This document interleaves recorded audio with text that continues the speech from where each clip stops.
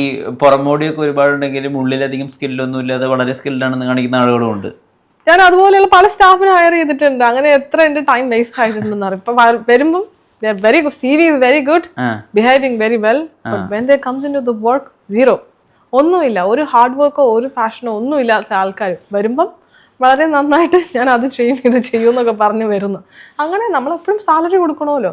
അവിടെ എന്റെ സാലറി, എന്റെ ടൈം, ഞാൻ കൊടുത്ത ട്രെയിനിങ് എല്ലാം വേസ്റ്റ് ആയിട്ടുണ്ട്. പാഷൻ എങ്ങനെ ഡിഫൈൻ ചെയ്യുക അലീന? ഞാൻ പാഷൻ ഡിഫൈൻ ചെയ്യുന്നത് ബൈ സീയിങ് വൺ പേഴ്സൺ, ഒരു 1 or 2 hours അവർ എൻ്റെ അടുത്ത് വർക്ക് ചെയ്യുമ്പോൾ തന്നെ I can understand whether this person is passionate to this work or not. ഞാൻ അങ്ങനെ ഒരുപാട് ആൾക്കാരെ മീറ്റ് ചെയ്തിട്ടുണ്ട്. പല ഷെഫുകളെ ആണെങ്കിൽ പോലും I can see that they are very passionate about what they are doing. അല്ലാണ്ട് പല ആൾക്കാരുണ്ട്, എൻ്റെ അവേഴ്സ് ഇത്രയാണ്, ഞാൻ ഇത്ര ജോലി ചെയ്യുക, ഈ സാലറി മേടിക്കുക, വീട്ടിൽ പോവുക, അതിനപ്പുറം എനിക്കൊന്നും ചിന്തിക്കേണ്ട ആവശ്യമില്ല. പക്ഷെ അതിനപ്പുറം പല മനുഷ്യന്മാരും ഉണ്ട്. ഞാൻ നിൽക്കുന്ന ഈ ബിസിനസ് ഒരു ഗ്രോത്തിലേക്ക് എത്തേണ്ടത് എൻ്റെ കൂടി ആവശ്യമാണ്. എൻ്റെ കോൺട്രിബ്യൂഷനും കൂടി ഉണ്ടെങ്കിൽ അവർ നല്ല രീതിയിൽ പോകുമെന്ന് ചിന്തിച്ച് വർക്ക് ചെയ്യുന്ന ഒരാൾക്കാരുമുണ്ട്. അങ്ങനെയാണ് ഞാൻ പാഷൻ ഡിഫൈൻ ചെയ്യുന്നത്.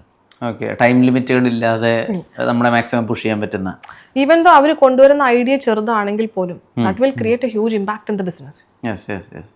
അപ്പം അങ്ങനെയുള്ള ആൾക്കാരെ ഞാൻ പാഷനായിട്ട് ഡിഫൈൻ ചെയ്യുള്ളൂ. UK ഒരുപാട് മലയാളി ഇൻഫ്ലുവൻസേഴ്സ് ഉണ്ടല്ലോ.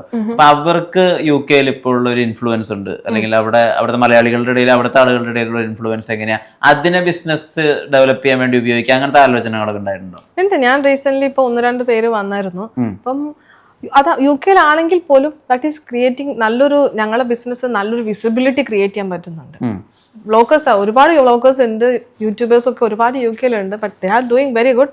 അവരൊക്കെ അവരുടെ ഒരു പാർട്ട് ടൈം ജോബ് ഉണ്ടായിരുന്നു, അതിൻ്റെ കൂടിയാണ് അവരൊക്കെ ഇത് ചെയ്യുന്നത്. But they are doing very great. അത് ഇതുപോലുള്ള ഒരുപാട് ബിസിനസ്സുകൾക്കും, എൻ്റെ മാത്രമല്ല മറ്റൊരുപാട് മലയാളികളും ഒക്കെ ചെയ്യുന്ന ബിസിനസ്സുകൾക്കൊക്കെ ആണെങ്കിലും നല്ല രീതിയിലൊരു വിസിബിലിറ്റി, നല്ല രീതിയിലുള്ള ഒരു സ്കെയിലപ്പും ക്രിയേറ്റ് ചെയ്യുന്നുണ്ട്. ഒരു ഗ്രാസ് റൂട്ട് ലെവലിലോട്ടിട്ട് ഇപ്പോൾ എത്തിയിട്ടുള്ള ഇൻഫ്രാസ്ട്രക്ചർ വരെ ഉണ്ടല്ലോ, അതിൻ്റെ ഒരു ജേർണി എടുത്ത് നോക്കുന്ന സമയത്ത് ഏറ്റവും ടഫായിട്ട് തോന്നിയിട്ടുണ്ടായിരുന്ന ഒരു ഏരിയ എന്തായിരുന്നു സിയയുടെ?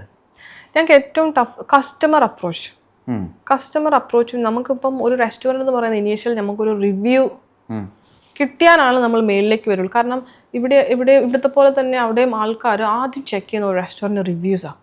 അപ്പോൾ ഒരു റെസ്റ്റോറൻറ്റിലേക്ക് വരുന്നതിന് മുമ്പ് റിവ്യൂസ് കംപ്ലീറ്റ്ലി എടുത്തു, ഗൂഗിൾ റിവ്യൂസ് ഒക്കെ complete Google review, Facebook review ഒക്കെ എടുത്ത് നോക്കും. അപ്പോൾ അല്ലെങ്കിൽ അവരൊരു ബർത്ത്ഡേ പാർട്ടി ബുക്ക് ചെയ്യുന്നതിന് മുമ്പാണെങ്കിൽ ഇവർ നോക്കും. അങ്ങനെ ഒരു റിവ്യൂ ഞങ്ങൾക്ക് എങ്ങനെ ശ്രമിച്ചിട്ടും കിട്ടുന്നില്ലായിരുന്നു.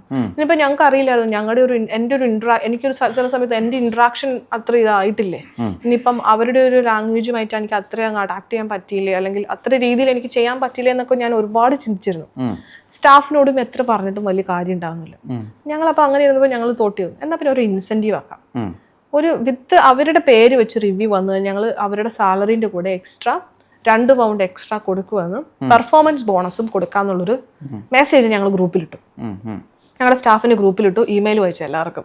അങ്ങനെ വന്നപ്പം കുറച്ച് ദിവസം കഴിഞ്ഞപ്പോഴത്തേക്ക് ഓരോ ദിവസം 2, 3, 4 റിവ്യൂ വെച്ച് കയറാൻ തുടങ്ങി. അപ്പം ആ ചലഞ്ചസിന് ഞങ്ങൾ ഈ ഒരു രീതിയിൽ ഇപ്പൊ 2 പൗണ്ടേ ഉള്ളൂ. ഞാനിപ്പോ ഒരു സോഷ്യൽ മീഡിയക്ക് മടക്കി അതിനും കൂടുതൽ പൈസ എനിക്ക് മുടക്കേണ്ടി വരും. 2 പൗണ്ട് പെർ റിവ്യൂവിന് കൊടുക്കാൻ തുടങ്ങിയപ്പം സാധനം കുറച്ചുകൂടി മേളിലേക്ക് വരാൻ തുടങ്ങി. അപ്പൊ അങ്ങനെയുള്ള ചെറിയ ചെറിയ ടിപ്സുകൾ ഞങ്ങൾ ആപ്ലിക്കബിൾ ചെയ്ത് ഞങ്ങൾ ഫേസ് ചെയ്ത വലിയ പ്രശ്നങ്ങൾ ഞങ്ങൾ ഓവർകം ചെയ്യാൻ തുടങ്ങി. ഈ UK ആക്സെന്റ് സ്വായത്താക്കാൻ വേണ്ടിയിട്ട് എത്ര കാലം പിടിച്ചു എനിക്ക്? അതെനിക്ക് അറിയില്ല. അതെങ്ങനെയോ നമ്മള് ചെല്ലുന്ന സ്ഥലത്ത് ജീവിക്കണം എന്നുള്ള ഒരു സ്ട്രോങ് മെന്റാലിറ്റിയും പിന്നെ നടുക്കഷ്ണം കഴിക്കണം. അപ്പം നമ്മൾ ചെന്ന സ്ഥലത്ത് നമ്മൾ എന്തായാലും ചെന്ന് പെട്ടു, ഇനി അവിടെ സർവൈവ് ചെയ്തേ പറ്റത്തുള്ളൂ. അപ്പം പഠിച്ചേ പറ്റത്തുള്ളൂ. അങ്ങനെ തന്നെ എങ്ങനെയോ വന്നു. അവർ പറയുന്ന ഇംഗ്ലീഷ് മനസ്സിലാവാതിരുന്ന ഇനീഷ്യൽ ഡേയ്സ് ഉണ്ടോ? ഉണ്ട്. എനിക്ക് പ്രശ്നം വന്നിട്ടുണ്ടെങ്കിൽ കസ്റ്റമർ വിളിക്കുമ്പോൾ എനിക്ക് നേരിട്ട് കുറച്ചുകൂടി ഈസിയാണ് മനസ്സിലാക്കാൻ. നമ്മൾ ലിപ് മൂവ്മെന്റ് വെച്ചിട്ടാണെങ്കിലും we can find it. Phone calls വരുന്നതും അഡ്രസ്സ് പറയുന്നതും പേര് പറയുന്നതിലും ഒക്കെ ഞാൻ കുറേ സ്ട്രഗിൾസ് ഫേസ് ചെയ്തായിരുന്നു. ഞാനാണെങ്കിലും എൻ്റെ ഹസ്ബൻഡ് ആണെങ്കിലും അത് എഴുതിയെടുക്കാൻ ഇപ്പോൾ അഡ്രസ്സ് ടൈപ്പ് ഫോൺ കോൾ കൂടി ഞങ്ങൾക്ക് ഓർഡേഴ്സ് വരാറുണ്ട്, വെബ്സൈറ്റ് ത്രൂ അല്ലാണ്ട് പോലും. സ്റ്റിൽ ചില ഓൾഡ് ഏജ് പീപ്പിൾസ്, പല ആൾക്കാരും സ്റ്റിൽ അതാണ് പ്രിഫർ ചെയ്യുന്നത്. അപ്പം അത് എഴുതിയെടുത്ത് അത് മനസ്സിലാക്കി അങ്ങനെ നമ്മൾ 3-4 തവണ റിപ്പീറ്റ് ചോദിക്കുമ്പോൾ കസ്റ്റമറിന് അത് ഇറിറ്റേറ്റ് ആവും. അങ്ങനെ കുറച്ച് കസ്റ്റമേഴ്സ് എനിക്ക് പോയിട്ട് വരെയുണ്ട്. അപ്പം ഞാൻ എൻ്റെ ഫ്രണ്ട് ഓഫ് സ്റ്റാഫിനെ തന്നെ ഞങ്ങൾ എന്ത് ചെയ്തു, ഫോൺ എടുക്കാൻ ഏൽപ്പിച്ചു കഴിഞ്ഞപ്പം പിന്നെയും ഞങ്ങൾ കുറച്ചുകൂടി റെഡി ആയപ്പോഴത്തേക്കും ആ പ്രശ്നവും ഏകദേശം ഞങ്ങളുടെ സോൾവ് ആയി. വേറൊരു കാര്യമുണ്ടല്ലോ, ഇപ്പം എത്രയൊക്കെ ഒരു മോശം അവസ്ഥയിലാണെങ്കിലും അല്ലെ എത്ര ഒരു ബേബി സ്റ്റേജ് അവസ്ഥയിലാണെങ്കിലും നമുക്കൊരു വിഷൻ വേണം. അതായത് നമ്മുടെ ബ്രാൻഡിന്റെ ഒരു 5 വർഷത്തേക്കോ അല്ലെങ്കിൽ 10 വർഷത്തേക്കുള്ള വിഷൻ ഒരു ഓണ്ടർപ്രനറുടെ കയ്യിൽ ഉണ്ടാവണമെന്നൊക്കെ പറയുന്നുണ്ടല്ലോ. അങ്ങനെ ഒരു വിഷൻ ഉണ്ടായിരുന്നു? ഇത് ആദ്യത്തെ ഔട്ട്ലെറ്റ് തുടങ്ങുമ്പോഴേ ഇതൊക്കെയായിരിക്കും നമ്മുടെ ഒരു അവസാനം, അല്ലെങ്കിൽ ഇതൊക്കെയായിരിക്കും നമ്മുടെ 10 വർഷത്തെ ഒരു പ്ലാൻ ഓഫ് ആക്ഷൻ, അങ്ങനെ ഉണ്ടായിരുന്നോ? വെരി ക്ലിയർലി ഞങ്ങൾക്കൊരു പ്ലാൻ ഓഫ് ആക്ഷൻ ഉണ്ടായിരുന്നു. ഞങ്ങൾ ഈ പഴയ ഓണറിൻ്റെ അടുത്ത് ഞങ്ങളൊരു പ്രൊജക്റ്റ് ഒക്കെ ക്രിയേറ്റ് ചെയ്തു. ഞങ്ങൾ രണ്ടുപേരും നൈറ്റൊക്കെ ഇരുന്നിട്ട് നമ്മുടെ ബ്രാൻഡിങ് ഇങ്ങനെ ആയിരിക്കണം, ഈവൻ ഞങ്ങളുടെ ഒരു വലിയ സിയയുടെ തന്നെ ഒരു വാൻ, അതൊക്കെ ഞങ്ങൾ AI ഒരെണ്ണം ക്രിയേറ്റ് ചെയ്തു. ഒരു വാനൊക്കെ ക്രിയേറ്റ് ചെയ്ത് അതിനകത്ത് സിയയുടെ സ്റ്റിക്കറിങ് ഒക്കെ ചെയ്തത്. അങ്ങനെ ഒരു 3-4 ഒരു പേപ്പറിലൊക്കെ ആക്കിയിട്ട് ഞങ്ങളിങ്ങനെ സിയയുടെ പ്രീവിയസ് ഓണറിനെ കൊണ്ടൊക്കെ കാണിച്ചു. ഇതാണ് ഞങ്ങളുടെ പ്ലാൻ. പുള്ളി ഒരു ബിഗ് വിഷനൊക്കെ ആണല്ലോ, ഇതൊക്കെ നടക്കുമെന്ന് ഞങ്ങളോട് ചോദിച്ചായിരുന്നു. പക്ഷേ ഞങ്ങളൊരു 6 മന്ത് കൊണ്ട് ഞങ്ങളത് നടത്തി കാണിച്ചു. 6 മന്ത് പോലും എടുത്തില്ല, അതിന് മുമ്പേ ഞങ്ങളത് നടത്തി കാണിച്ചു. ഞങ്ങൾ ഇത്രയും മിഷൻസ് ഇന്ന സ്ഥലത്തൊക്കെ തുടങ്ങണം ഞങ്ങളുടെ പ്രൊജക്ട് പേപ്പറിലൊക്കെ വെറുതെ ഞങ്ങൾ സെറ്റ് ചെയ്ത് കൊണ്ടുപോയായിരുന്നു. അതൊക്കെ ഞങ്ങൾ പുള്ളിനെ കാണിച്ചു. പക്ഷേ വിത്തിൻ ഫ്യൂ മന്ത്സ് ടൈം കൊണ്ട് തന്നെ ഞങ്ങളത് ഇംപ്ലിമെന്റ് ചെയ്തു. So now we have a clear vision and mission for the next 5 years also. ഈ next 5 years is a peak time for us. ചിലപ്പോൾ ഞങ്ങൾക്ക് സ്ലീപ്ലെസ് നൈറ്റുകൾ വന്നേക്കാം, ഫാമിലി ടൈമുകൾ ഉണ്ടാവാണ്ടിരിക്കാം. പക്ഷെ ആ 5 വർഷം കഴിഞ്ഞാൽ ഞങ്ങൾക്ക് ഞങ്ങളുടെ മോളുടെയും ഞങ്ങളുടെ ഫാമിലിന്റെയും കൂടെ നല്ല ടൈം സ്പെൻഡ് ചെയ്യാൻ പറ്റുന്ന ഒരു കോൺഫിഡൻസ് ഞങ്ങൾക്ക് ഇപ്പോൾ ഉണ്ട്. കേരള ഫുഡ് മിസ് ചെയ്യാറുണ്ടോ UK? എന്തായാലും നമ്മളെ ഇറ്റാലിയൻ ഫുഡ് ചെയ്യുന്നെന്ന് പറഞ്ഞാൽ നമ്മളെ കേരള ഫുഡൊക്കെ നമ്മൾ മിസ് ചെയ്യുമല്ലോ. അപ്പം വണ്ടി എടുത്തൊരു കറക്കം ഈസ്റ്റാമൊക്കെ ഒന്ന് ചുറ്റി വരുമ്പോഴത്തേക്കും നമുക്ക് ഇഷ്ടം പോലെ കേരള ഫുഡ് കിട്ടുമല്ലോ.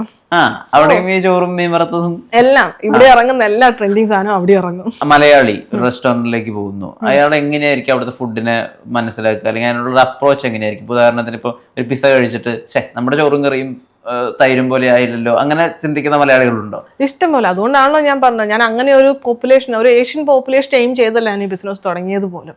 ഞാനൊരു യൂറോപ്യൻ മാർക്കറ്റ് അല്ലെങ്കിൽ ഒരു ബ്രിട്ടീഷ് പീപ്പിൾസിനെയും ഒരു യൂറോപ്പ് പീപ്പിൾസിനെ എയിം ചെയ്താണ് ഞാൻ ഈ ഒരു റെസ്റ്റോറൻറ്റ്, ഒരു ഇറ്റാലിയൻ കുസിൻ സ്റ്റാർട്ട് ചെയ്തത് വരെ.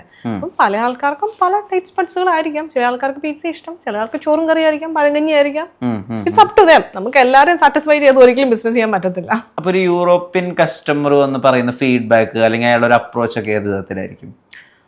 ഞങ്ങൾക്ക് ഇതുവരെ കിട്ടിയ ഒരു ടൈം കഴിഞ്ഞപ്പോൾ, ഒരു ടൈമിൽ ഞങ്ങൾക്ക് ബാഡ് റെസ്പോൺസ് കിട്ടിയ ടൈമും ഉണ്ടായിരുന്നു.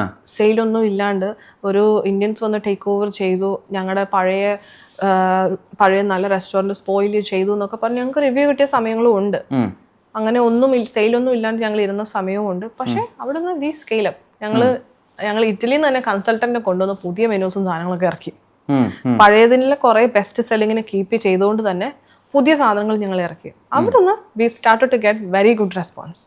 അപ്പം ഇതുപോലെ ഞങ്ങൾ ഇറ്റലിയിൽ പോലും ഇത്ര നല്ല പിസ്സ കഴിച്ചിട്ടില്ല എന്ന് പറഞ്ഞാൽ ഞങ്ങൾക്ക് ഒരു റിവ്യൂ റീസെന്റ് വന്നായിരുന്നു. അവിടെ നിന്ന് we scale up and we did it very well. ഈ ഹൈജീൻ എന്ന് പറയുന്ന ഒരു ഏരിയ ഉണ്ടല്ലോ, അതാണ് പലപ്പോഴും ആളുകൾ ഈ റെസ്റ്റോറൻറ്റ് ബിസിനസ്സായിട്ട് ചേർന്ന് പറയുന്ന ഒരു ഏരിയ. അതായത് ഇത് ഡെയിലി റിസ്ക് ആണ് ഈ ഹൈജീനെ സംബന്ധിച്ചിടത്തോളം. അതായത് ഒരു മുടിയുടെ ഒരു ചെറിയ ആരെങ്കിലും എവിടെയെങ്കിലും ഒന്ന് വീണിട്ട് ആരെങ്കിലും ഒരു റിവ്യൂ ഇട്ടാൽ, അല്ലെങ്കിൽ ഗൂഗിളിൽ ഒരു ഫോട്ടോ ഇട്ടാൽ, അല്ലെങ്കിൽ ഇപ്പോൾ എത്രയൊക്കെ ബെസ്റ്റ് കൺട്രോൾ ചെയ്തെങ്കിലും ഒരു ഈച്ച സൈഡിലൂടെ പറന്നു പോകുന്നതോ എന്തെങ്കിലും ഒരു വീഡിയോ വന്നു കഴിഞ്ഞാൽ അതെന്തായിരിക്കും എന്നുള്ളൊരു കാര്യമുണ്ടല്ലോ. ആ ടെൻഷനുകളെ അഭിമുഖീകരിക്കേണ്ടി വന്നിട്ടുണ്ടോ? Yes, exactly. ഹോസ്പിറ്റാലിറ്റി പറയുന്നത് വളരെ സെൻസിറ്റീവ് ആയിട്ടുള്ള ഒരു ബിസിനസ്സാണ്. നമുക്ക് ഇതുപോലെ എന്തെപ്പം വരാമെന്ന് നമുക്ക് എക്സ്പെക്ട് ചെയ്യാൻ പറ്റത്തില്ല. അപ്പൊ ആരും നോട്ടീസ് ചെയ്തിട്ടുണ്ടാവില്ല ഈ പറഞ്ഞതുപോലെ ഒരു കുഞ്ഞു മുടിയൊന്നും ആരും നോട്ടീസ് ചെയ്യും. നമ്മളെ എത്ര ടേക്ക് കെയർ ചെയ്താലും രോമമുള്ള മനുഷ്യന്മാരാണ്, എന്ത് വേണേലും എപ്പോൾ വേണേലും നടക്കാം. പക്ഷെ ഞങ്ങളെ സൈഡിൽ നിന്നാണെങ്കിൽ പോലും സെർവിങ് സൈഡിൽ നിന്ന് പുറത്തേക്ക് വരുമ്പം we try to do the maximum observation. അത് ഗോ ത്രൂ ചെയ്ത് ഇപ്പോൾ സെർവ് ചെയ്യുന്ന ഷെഫ് ആണെങ്കിലും സെർവ് ചെയ്യുന്ന സ്റ്റാഫ് ആണെങ്കിൽ പോലും അത്രയും ഒബ്സർവ് ചെയ്തതിന് ശേഷം, അത്രയും ടേക്ക് കെയർ ചെയ്തതിന് ശേഷമാണ് ഞങ്ങളത് ടേബിളിലേക്ക് എത്തിക്കുന്നത്. We are trying to do our 100%, but we don't know what's going to be happen next. Pets control സൈഡിൽ നിന്നാണെങ്കിലും food and hygiene safety control സൈഡിലും എല്ലാ കാര്യങ്ങളും നമ്മൾ ചെയ്തിട്ട് തന്നെയാണ് ഇതുവരെ നമ്മൾ റൺ ചെയ്തത്.